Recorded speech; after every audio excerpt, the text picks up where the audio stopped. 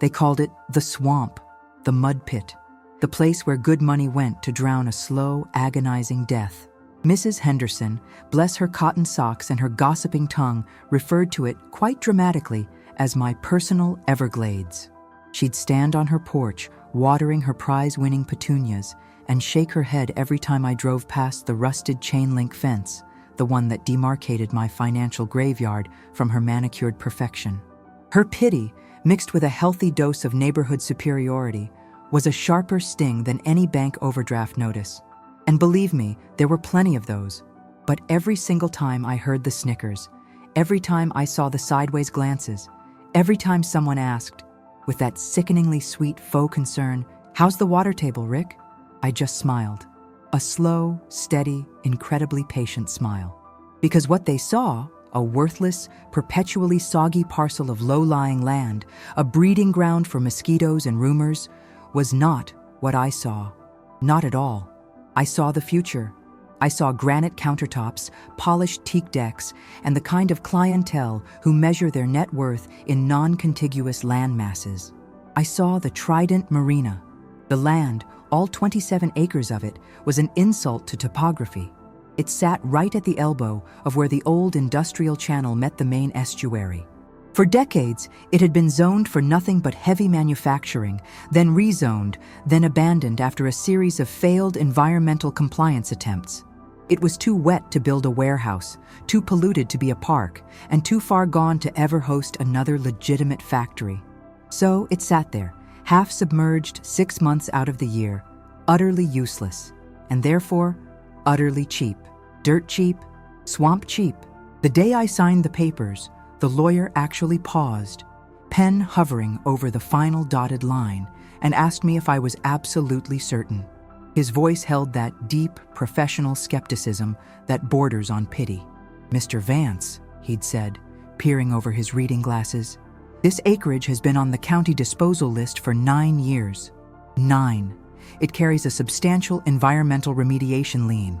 I just pushed the papers back across the mahogany desk. "Just execute the transfer, Mr. Davies. I like a challenge." I didn't tell him the challenge wasn't clearing the land. The challenge was keeping my mouth shut until the grand opening. I had spent 2 years putting together the capital for that purchase. 2 grueling years of taking on consulting jobs I hated, living off microwave dinners, and driving a car whose check engine light had been a permanent fixture since the Clinton administration. I liquidated my 401k, I sold the one thing I truly loved, a vintage '72 Thunderbird, and I leveraged every asset and relationship I had left. Every dime was sitting in this flooded piece of forgotten earth. It wasn't just a business risk, it was a full-scale personal demolition derby. My entire identity was staked on the idea that I could see a diamond where everyone else only saw mud and sludge. My secret wasn't the idea of a marina. That was obvious enough, given its waterfront access. No, the secret was the depth. The engineers who dismissed the land, and there were many, had focused on the unstable soil composition for large, multi-story structures. They saw foundation instability and continuous flooding risk. They looked up and out. I looked down. I spent 6 months conducting my own clandestine geological surveys, mostly using an old borrowed dinghy and a ridiculously expensive sonar system I bought secondhand online. I'd sneak out before dawn, when the fog still held the secrets of the water close, and map the contours beneath the surface. What the city engineers missed, or simply ignored because of the remediation costs, was a deep, ancient riverbed channel that ran directly through the center of my parcel. It wasn't just water. It was the perfect natural basin, easily dredgeable and stable, far away from the silt deposits that plagued the northern parts of the estuary. This channel, if cleared and reinforced, could accommodate a draft of nearly 10 feet at low tide. That's not a launch for recreational speedboats, folks.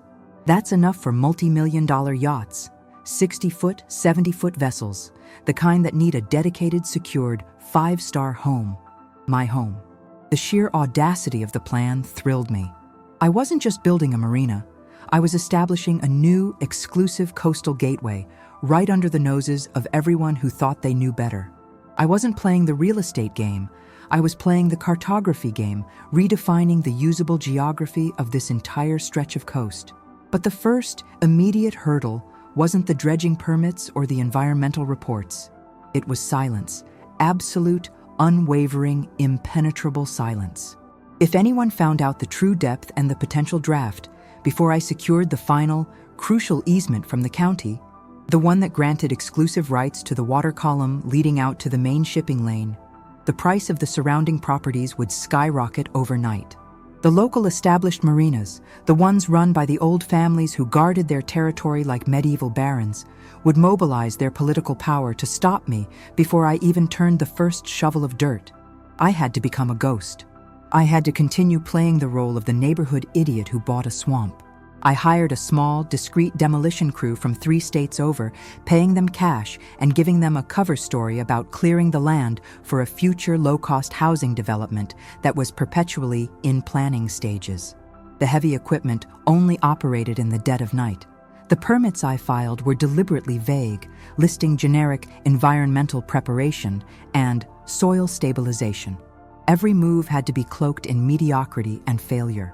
Every conversation had to emphasize the insurmountable problems I was facing. The first major shipment arrived last Tuesday. It wasn't dredging equipment. It was 10 massive, industrial-grade steel pilings. Each one weighed nearly 4 tons, designed to withstand the lateral forces of hurricane-strength winds. They were delivered on 3 flatbed trucks, dropped unceremoniously on the soggy perimeter, and quickly covered with thick blue tarps. Mrs. Henderson saw them. Of course she did. She stopped me that afternoon, leaning in close, her eyes narrow and assessing. "Those look expensive, Rick," she whispered, as if imparting a terrible secret. "Are you finally giving up on the land and building a bridge over it instead?" I just shrugged, wiping some non-existent mud from my worn boots. "No, Mrs. Henderson, just some heavy anchors. You know, to keep the land from floating away entirely." She chuckled, a dry, brittle sound of satisfaction at my supposed folly. That night, under the cover of a thick, humid fog that muffled every sound, we hammered the first piling deep into the earth, driving it exactly where the ancient riverbed promised a rock-solid bed, securing the foundation of a $50 million secret. The sound was deafening, a ringing metallic confirmation of the war I had just declared on skepticism. And I knew, standing there, covered in swamp dew and the metallic scent of fresh steel, that the silence was about to become the hardest thing to maintain. If one of those old barons got a sniff of that deep channel, if they even suspected the true nature of the steel pilings, everything, the years of planning, the liquidated assets, the mocking laughter, it would all have been for nothing. The clock had officially started ticking. The metallic clang of that first piling being driven into the bedrock didn't just pierce the quiet night. It felt like it shattered the perfect dome of my secrecy. It was a promise of success, yes, but also a declaration of war that I was not yet ready to wage. I knew the vibration would travel, not through the air. The thick fog and the deep cycle engine on the pile driver muffled the worst of it, but through the earth, through the water. And in this town, the waters ran deep with gossip and corporate espionage. The next morning, I doubled down on the charade of desperation. I purposely left a small excavator half submerged in a shallow pool near the street, draped a "for sale as is" banner over the rusty fence, and made sure my expression in public was appropriately haggard, the look of a man slowly sinking with his investment. But the silence I craved was already broken. Within 48 hours, I had an unexpected visitor. Not Mrs. Henderson, thankfully. This was far more dangerous. He arrived in a pristine black Lincoln Navigator, the kind of vehicle that suggests either serious money or serious trouble. His name was Marcus Thorne, and he was the chief operations manager for the Oceanus Group, the largest and most politically entrenched marina operator on this coast. Thorne himself was a caricature of entitled power, a crisp white shirt, sunglasses that cost more than my first car, and a smile that didn't quite reach his calculating eyes. He didn't park on the dirt. He stood stiffly on the pavement, viewing my property with an air of clinical disgust, like a surgeon observing a severe infection. "Quite a project you've got here, Vance," he drawled, his voice carrying the smooth, expensive echo of someone who has never had to raise it. The Oceanus Group is intrigued. I tried to keep my hands in my pockets, refusing to fidget. Just cleaning up a mess, Mr. Thorne. Environmental remediation. The county was going to fine me into oblivion if I didn't at least show I was trying to stabilize the soil. It's proving more difficult than I thought. I made sure to sigh heavily, rubbing a fictional ache in my neck. Thorne didn't buy it. He gestured toward the blue tarps covering the pilings. Those are some mighty large anchors for a simple soil stabilization project. Wouldn't you say? They look like they could moor a small aircraft carrier. I had my story ready. Those, surplus materials, got a sweetheart deal from a scrap yard down south. Figured I could drive them into the softest parts of the perimeter to prevent any further erosion onto the county road. Just acting as a retaining wall, essentially. They're hollow and pretty much useless for anything heavy duty. It was a bold lie, given the sheer mass of the pilings, but I delivered it with enough defeat that it sounded plausible coming from a man who was clearly losing the fight. He narrowed his eyes, chewing on the lie for a moment. Hollow, you say? Interesting. You know, Mr. Vance, the Oceanus Group is always interested in helping out a neighboring developer. We could offer you a tidy sum. Take this mess off your hands. We'd handle the stabilization, the liens, everything. Call it an unsolicited mercy purchase. This was the test. If I accepted, I was sunk. If I refused too forcefully, I'd reveal the value of the land. I had to tread the line between seeming desperate enough to sell, but just stubborn enough to hold out for a slightly better offer. I appreciate the thought, Mr. Thorne, I said, putting a false tremor into my voice. But I'm already upside down on this thing. I need to recoup some of my costs first. I'm waiting for a low-cost housing consortium to finalize their due diligence. If that falls through in the next month, maybe we talk again. What kind of price point were you considering? He mentioned a number that was roughly 10% more than what I paid, but a solid 90% less than the eventual market value of the Trident Marina. It was an insult disguised as a life raft. I shook my head slowly. Can't do it, Mr. Thorne. Not yet. Too much pride tied up in this failure, I suppose. He gave me that cold, calculating smile again. Call me when the pride runs out, Vance. It always does. And then he was gone, the Lincoln kicking up a small plume of dust, which I took as a personal insult to my swamp. His visit told me two things. First, they were suspicious. Second, they didn't know the depth of the channel yet. If they knew, they wouldn't have sent Thorne with a handshake offer. They would have sent a battery of lawyers with a restraining order. My window of opportunity was still open, but it was shrinking fast. The biggest part of the plan, the water column easement, was still tied up in bureaucratic hell at the County Planning Commission. It was a dense, 40-page application that basically asked for the exclusive right to use the navigable water column that crossed my property line out to the main channel. It was the key to the entire operation, and I needed it approved before the local political heavy hitters, the barons, could connect the dots between my swamp anchors and the depth of the water. To speed things up, I had to bring in help, a necessary evil I'd hoped to avoid. I hired a lobbyist named Elena, who specialized in navigating obscure municipal regulations. She was expensive, ruthless, and had a face that looked permanently bored, which somehow made her more effective. We met in a diner 30 miles away. I laid out the plan in the vaguest terms possible. I needed this easement approved, quickly and quietly, based purely on the technical merits of the application. I deliberately never mentioned the marina. I told her I was building a small private dock for personal use, and the easement was simply a liability protection measure. She didn't ask questions. She just looked at the retainer check, slid it into her handbag, and gave me one piece of advice. The Planning Commission meets next Tuesday, she said, stirring her coffee. You have one enemy there, Commissioner Doyle. He's the chairman, and he's owned lock, stock, and barrel by Oceanus. He will ask about the intended use of the water column. You cannot lie, but you cannot tell the whole truth. You must give him a technically correct answer that is functionally irrelevant. Give him a number, Rick. A tiny, insignificant number. Over the next few days, I worked on that number. The application mentioned the ability to berth vessels up to 75 feet. Doyle would seize on that, but the truth was, even a 75-foot yacht only had a few feet of actual waterline clearance. I came up with a final number, 3. The primary intended use, I decided, is the berthing of up to 3 18-foot recreational craft for personal use. It was technically true. The marina would eventually house 3 courtesy docks for small tenders. The fact that the other 40 slips were for mega-yachts was simply an expansion of the secondary use, which the easement application cleverly left undefined. The day of the commission meeting was agonizing. I sat in the back, sweaty and silent, watching Elena work the room like a quiet predator. When Commissioner Doyle finally got to my application, his voice boomed with artificial gravitas. "Mr. Vance's application for the water column easement," Doyle said, "seems unusually complex for a simple residential dock. We're talking about a significant section of the navigable estuary here. Mr. Vance, can you clarify the intended capacity of this project?" It was the moment of truth. Elena stepped forward, calm as ice. "Commissioner," she said smoothly, "as the application clearly states, the request is for the easement to safely facilitate the berthing of up to 3 18-foot recreational craft for Mr. Vance's personal use. The technical complexity addresses environmental compliance and future-proofing against projected siltation rates over the next 20 years.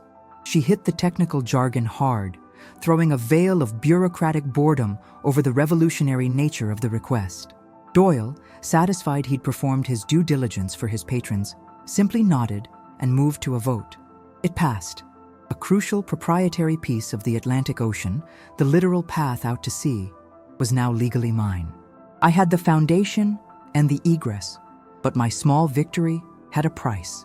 As I was leaving, I caught a glimpse of Marcus Thorne standing in the shadows by the water fountain, not smiling this time. He was on the phone, watching me with an intensity that promised retribution. I knew right then the time for quiet subterfuge was over. Thorne knew I had won something big, even if he didn't know what. The next time he came calling, it wouldn't be with a lowball offer. It would be with a full frontal assault. The war was officially on, and I had just fired the first heavily muffled shot. The day after the easement vote, the polite fiction of Rick Vance, the struggling developer, was incinerated. Thorne didn't bother with subtlety this time. He went straight to the nuclear option, the environmental challenge. Not just the typical paperwork, but a full-scale public relations offensive. The Oceanus Group bankrolled a newly formed, impeccably named front organization called Estuary Watchdogs, and within 24 hours, they plastered flyers across the town, demanding a halt to all activities on my toxic landfill. The flyers featured a doctored photo of my site, making the perpetually soggy ground look like a scene from an oil spill, complete with fake captions about the destruction of ancient tidal spawning grounds.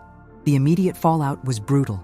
The demolition crew, already skittish from the midnight hours and cash payments, refused to come back until the heat dies down.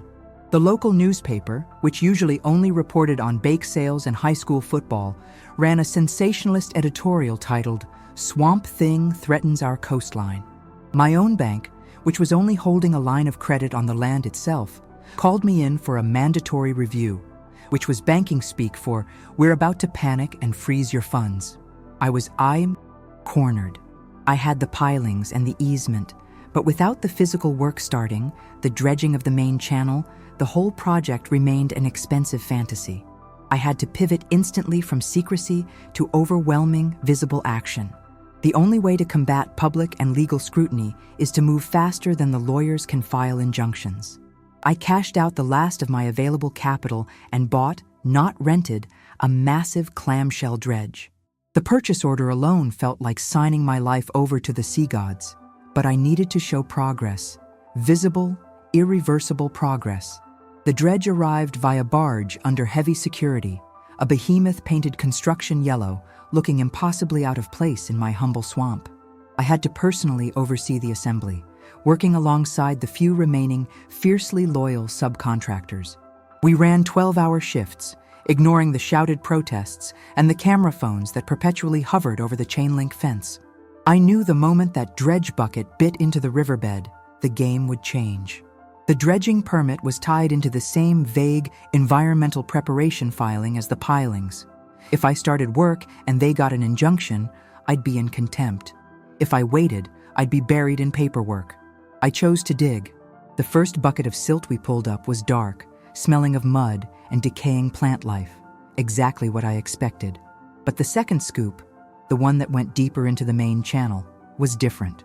When it dumped its load, a piece of something unnatural tumbled out. It wasn't plastic or metal. It was wood, dark and heavy and intricately carved. My foreman, a taciturn man named Sal, picked it up, dusted it off, and whistled low. "Looks old, boss. Real old."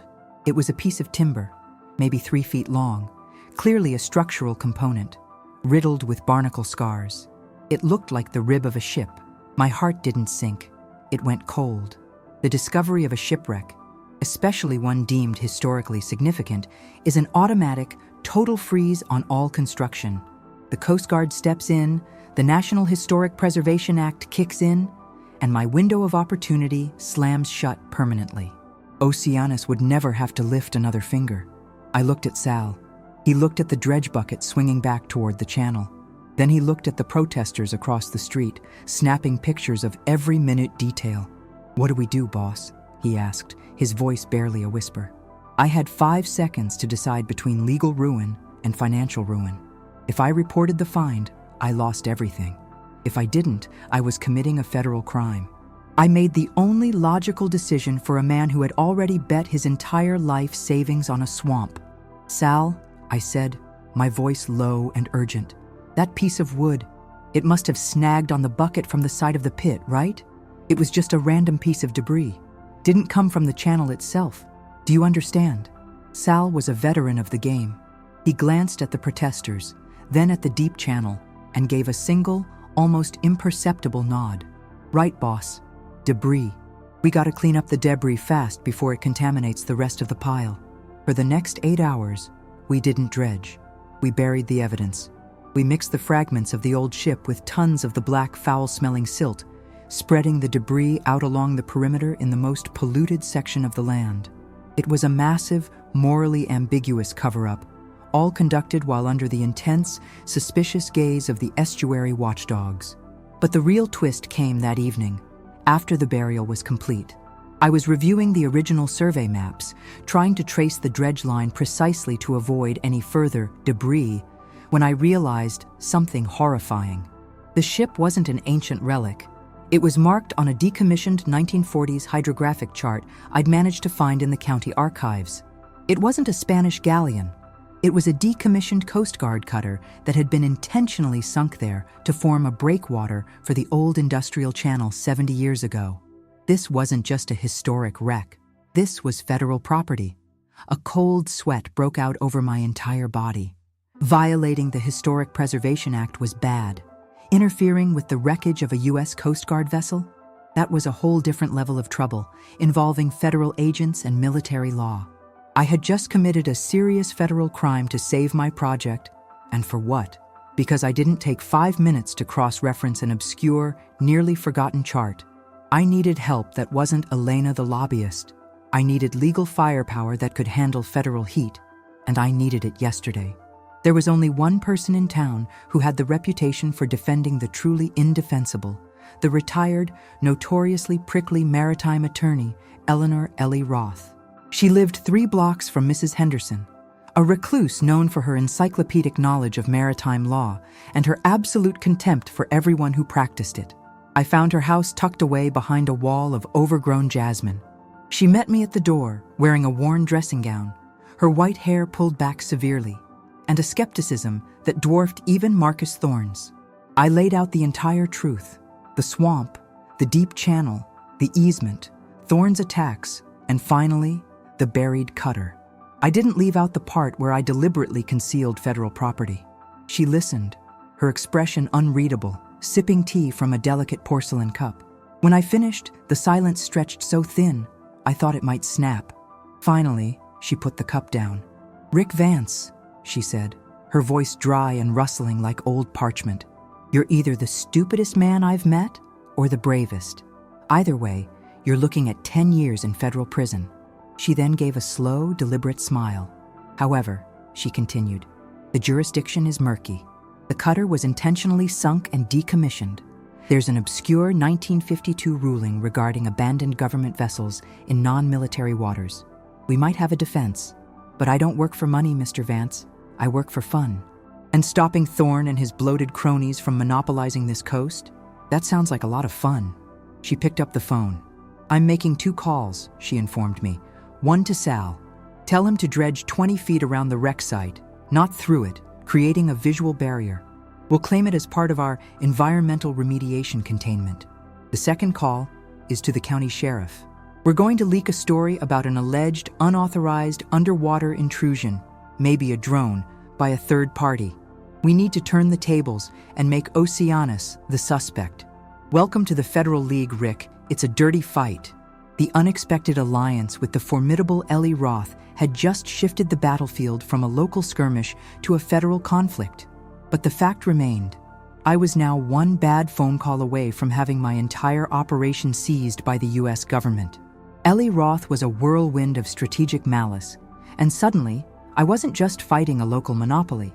I was part of a perfectly choreographed legal ballet of misdirection. Her call to the sheriff's office was masterfully vague, a whisper about unconfirmed reports of proprietary marine surveying equipment operating in restricted waters near the Vance parcel. It was just enough noise to force Oceanus to pull back their more aggressive surveillance. Thorne couldn't afford to have one of his $50,000 underwater drones seized by local law enforcement, especially while they were trying to frame me as an environmental destroyer. He had to pivot, and I knew what his pivot would look like: a direct political hit. The following Monday, Commissioner Doyle, Oceanus's puppet, called an emergency planning commission hearing. The stated purpose was review of environmental stabilization activities on the estuary floodplain. The real purpose was to revoke my dredging permit. Ellie and I stood side by side. She was wearing a tailored suit that probably hadn't seen the light of day in 10 years, radiating an aura of barely contained impatience. Thorne was there too, of course, sitting at the opposition table with 2 grim-faced lawyers who looked like they specialized in crushing small-time dreams. Doyle started reading a prepared statement about grave concerns for coastal integrity. His voice was full of manufactured indignation.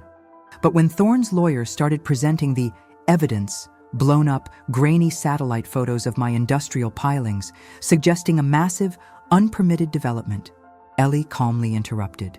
She didn't raise her voice. She just delivered a statement dripping with legal superiority. "Commissioner," she said, cutting right through the prepared script, "the current application review is moot. Mr. Vance is no longer performing standard dredge work. He is currently under a cooperative agreement with the county to stabilize a pre-existing environmental containment zone, specifically to prevent erosion damage to an historic maritime structure." She pulled out a notarized document, something she had drafted and pushed through the county's back channels the day before. The document made no mention of the Coast Guard cutter, but it clearly repurposed the ongoing dredging as structure preservation and debris containment. She had turned a federal crime into a heroic civic duty using 2 pages of complex legal jargon. Thorne was visibly staggered. His jaw clenched and his eyes flashed with genuine fury. He realized, in that moment, that I wasn't the amateur he thought I was. I had backup that played the game better than he did. The hearing dissolved into procedural chaos. The commission couldn't revoke the permit for dredging if I wasn't technically dredging. I was performing preservation. We walked out having won the day, but having earned an enemy 10 times more dangerous than before. Out on the swamp, Sal and his team were executing Ellie's brilliant, insane plan. The goal was to create a submerged, perfectly circular moat around the sunken Coast Guard cutter. We weren't touching the wreck itself. We were using the dredge to carve out a massive 8-foot-deep trench 20 feet away from the perimeter of the hull. This served 2 purposes. One, it isolated the cutter, giving credence to the containment story. 2, and most importantly, the newly dredged moat was the final piece of the Trident Marina's master plan. The cutter was sitting right in the middle of where the eventual luxury clubhouse and the main mooring docks would be. By carving a deep moat around it, we were essentially defining the depth and shape of the entire marina basin while disguising the work as environmental protection.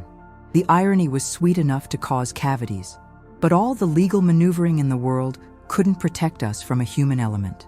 One evening, around 10 p.m., the lights on the dredge platform suddenly went dark.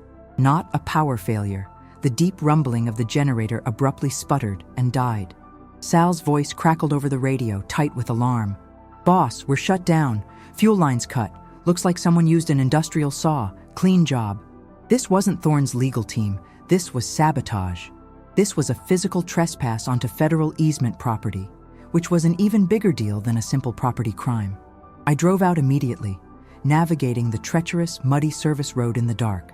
The security detail I'd hired was surprisingly absent.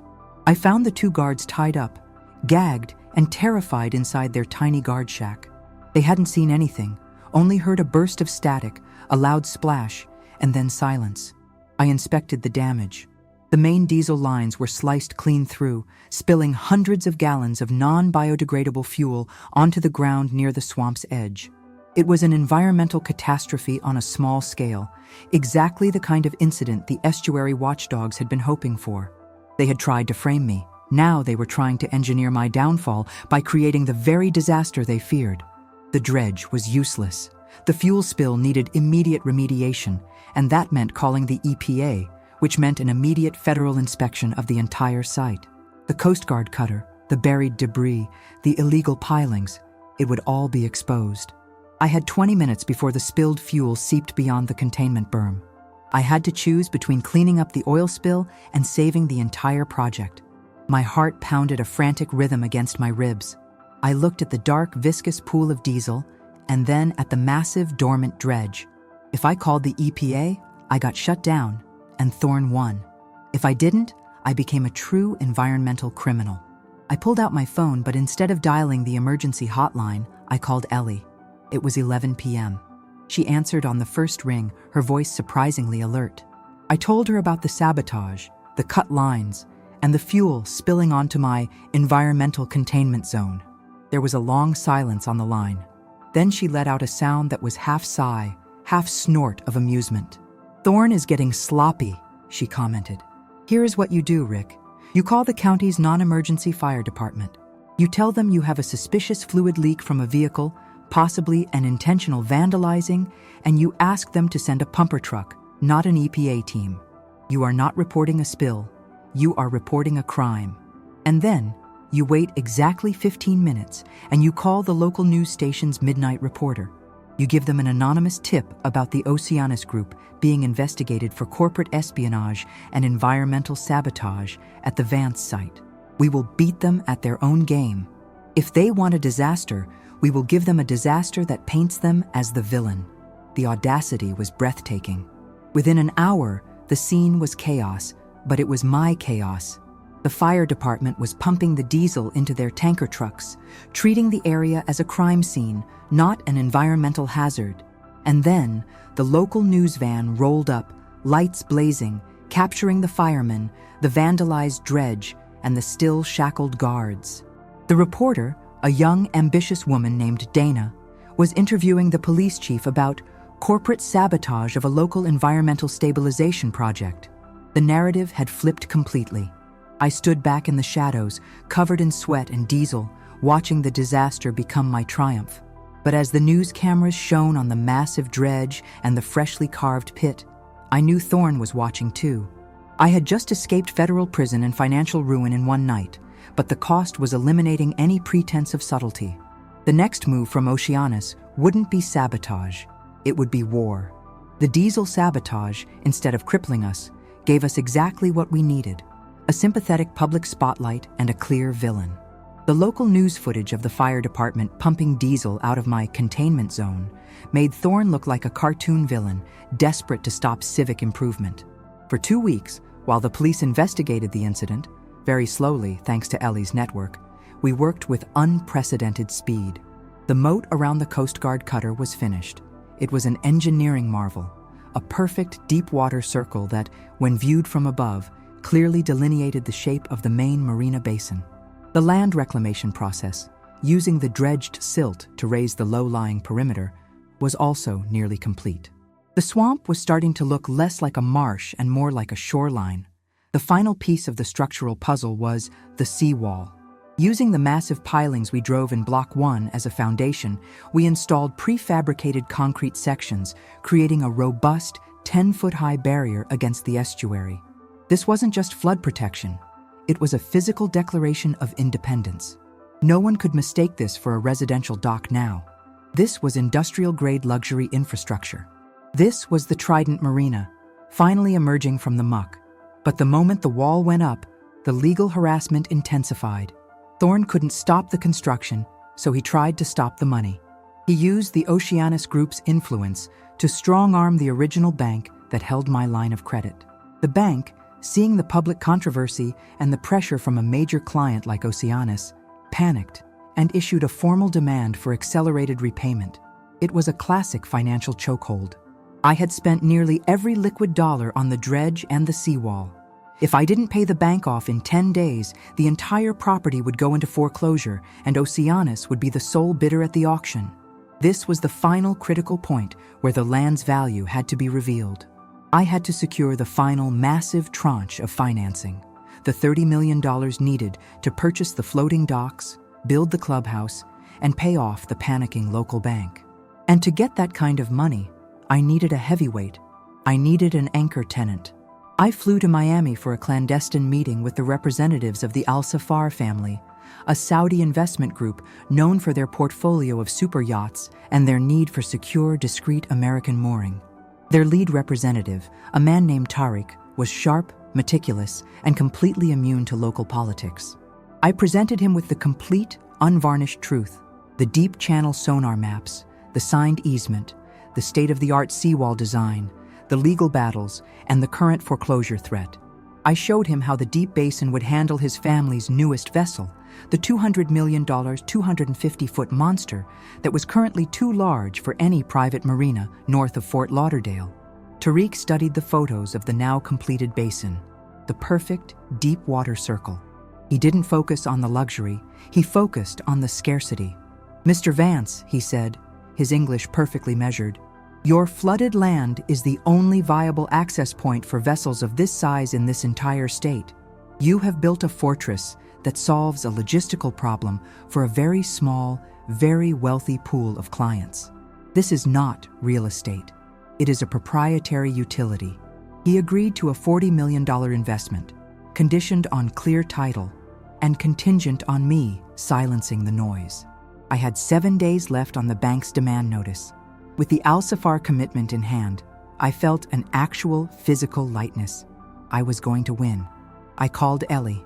"Execute the payment," I told her, my voice shaking with relief. "The title will be clear by the end of the week." That's when the real betrayal hit. The following morning, a restraining order landed on my desk, freezing all my assets, including the funds from the Al Safar wire transfer. The injunction wasn't filed by Oceanus's lawyers. It was filed by Mrs. Henderson's family trust, specifically citing the devaluation of adjacent historical property due to my uncontrolled excavation. It was a brilliantly crafted legal ambush that attacked the value of the land from a different angle entirely. The motion was airtight because it wasn't about the marina. It was about the devaluation of the small, pre-war residential street adjacent to my swamp. Mrs. Henderson, the sweet old lady who gossiped about my personal Everglades. I rushed over to her house. The porch was empty. I knocked, and the door was opened not by her, but by Marcus Thorne. He was sitting in her favorite rocking chair, sipping tea from Mrs. Henderson's finest china. Mrs. Henderson was sitting next to him, looking completely serene, wearing a shawl that looked suspiciously expensive. "Rick," Thorne said, standing up and dusting off his impeccably tailored trousers. "I should thank you. You were so good at playing the failed developer, you never noticed the small details. Mrs. Henderson here. She is the trustee of the original Henderson family land grant. The land you bought? It was part of the original Henderson estate before it was annexed by the county for industrial use back in the 60s. Her trust held a minor but crucial reversionary interest, a legal claim to the adjacent land value." He smiled, a triumphant, ugly sneer. "And Mrs. Henderson, Rick, doesn't actually care about petunias. She cares about her trust's balance sheet. Oceanus has been paying her trust a handsome annuity for the last 2 years to keep us informed of all your activities.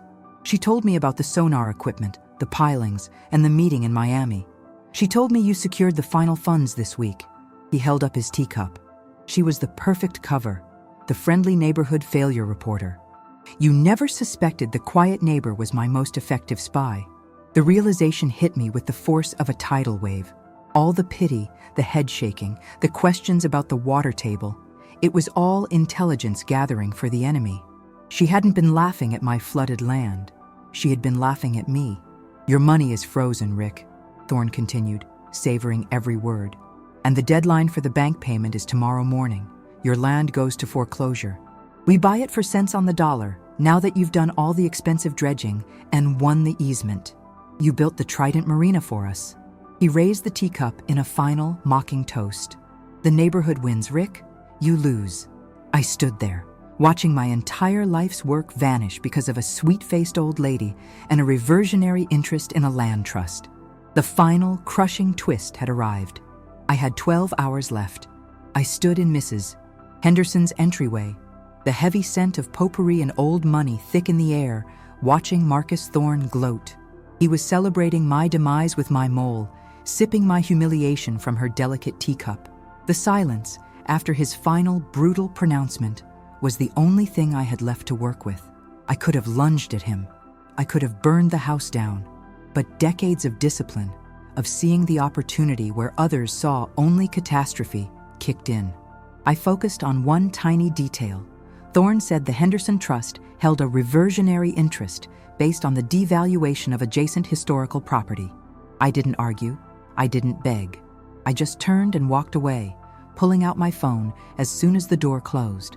I called Ellie Roth, and I didn't waste a single second on pleasantries.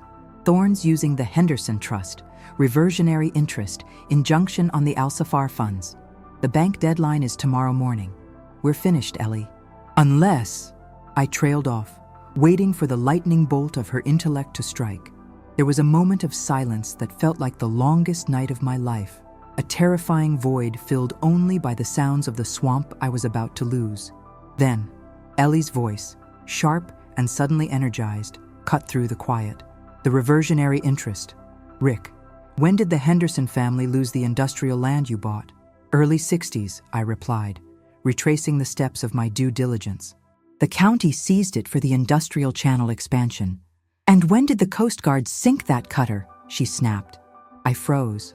I remembered the old hydrographic chart. 1948, a full 15 years before the county seized the land from the Hendersons. Exactly, Ellie practically shouted, the triumph clear in her voice. The Coast Guard cutter is not adjacent historical property. It is the core of the historical property. The 1952 ruling I mentioned? The one about abandoned government vessels? It was about jurisdiction, but the preamble defined those sunk breakwaters as federal maritime infrastructure, regardless of property lines. When the county seized the land from the Hendersons in the 60s, that federal infrastructure, the cutter, was already in place. It was a functional part of the navigable waterway. The Henderson Trust's reversionary interest is implicitly contingent upon the land maintaining its original pre-seizure condition, or upon the new use not conflicting with overriding federal interest. I still didn't see the path to the money. But how does that unfreeze the Al-Safar funds? It doesn't, Ellie said, her voice dropping to a conspiratorial whisper. But it does something better. It makes the Henderson Trust's injunction illegal. It's an overreach into federal jurisdiction. We won't argue the devaluation. We will argue the sovereignty. We're not fighting a local trust. We're invoking the United States Coast Guard. The plan that followed was insane, requiring perfect timing and audacious legal bluffing. We couldn't wait for a federal judge to rule. We needed instant leverage.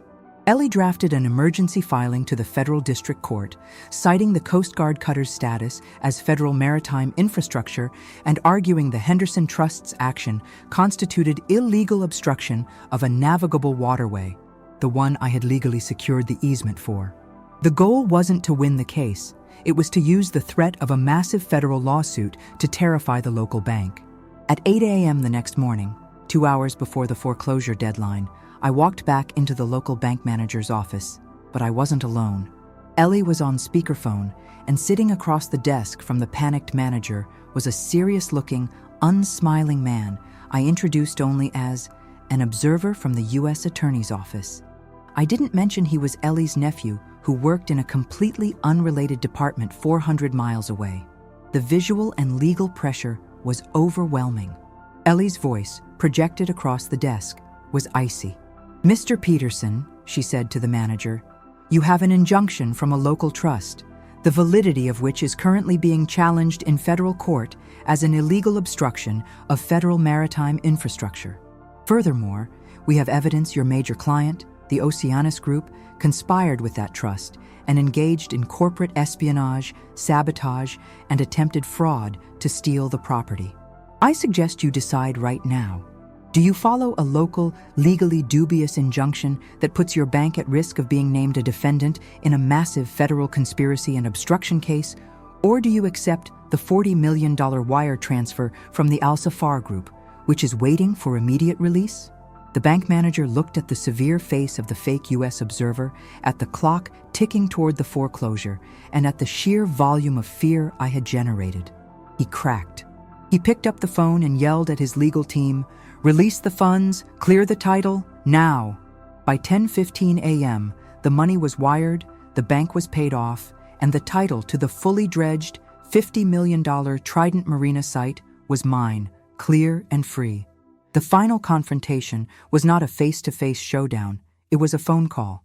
I was standing on the newly reinforced seawall, the final concrete section drying beneath my feet. I called Marcus Thorne. He answered with his usual arrogant confidence. "Vance, it's too late. The deadline passed. I'm preparing the documents now for the auction." "No, you're not, Thorne," I said, watching the morning sun catch the deep water in the basin, shining on the perfect circular moat. "You're preparing your defense. The Henderson Trust injunction has been rendered moot by the designation of my property as a zone of federal maritime infrastructure protection. And as for Mrs. Henderson, the U.S. Attorney's Office is currently reviewing her involvement in obstructing a federal structure. She won't be sipping tea with you anymore. She'll be sipping water in a deposition room." I let the silence hang there, knowing I had won the game. He sputtered, demanding to know how I'd cleared the bank. "You missed the biggest secret of all, Thorne," I told him. "You thought my swamp was only deep enough for mega-yachts. But my swamp was deep enough to sink a federal agent's career, and that was enough to sink yours. You kept laughing at my flooded land, but you never saw the truth. I didn't buy a swamp. I bought a perfectly concealed, federally protected naval dry dock site just waiting to be reclaimed." I hung up the phone before he could reply, took one last look at the pristine deep-water basin, and turned toward the rising sun. The Trident Marina was open for business. Mrs. Henderson was still shaking her head on her porch, but this time, her shaking wasn't out of pity. It was pure, unadulterated shock, and that, I realized, was a far sweeter sound than any petunia ever made.